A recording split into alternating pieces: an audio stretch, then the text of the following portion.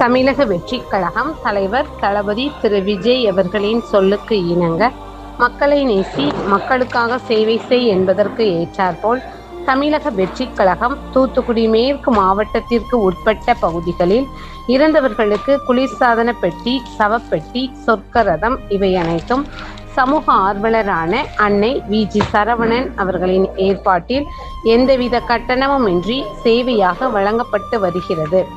இந்நிலையில் ஏரல் பகுதியைச் சேர்ந்த சுடலையாண்டி அவர்களின் மகன் சின்னசாமி அவர்கள் வயது முதிர்வு காரணமாக 7/5/2026 அன்று காலமானார்.